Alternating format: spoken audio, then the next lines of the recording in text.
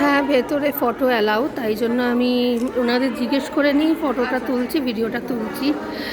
দেখুন বাবার বিগ্রহ, পেছনে যে বিগ্রহটা আছে ওটা বাবার রথে ওঠে বললেন, আর সামনে যে বিগ্রহটা ওটা রোজ দুটো বিগ্রহই পুজো হয়, কিন্তু পেছনেরটা রথের জন্য রাখা, স্পেশালি ওটাই রথে তোলা হয়। এই দেখুন মন্দিরটা পুরো, এটা হচ্ছে বাবার ওপরটা, মন্দিরের চূড়াটা দেখুন, খুবই সুন্দর ভেতরটা।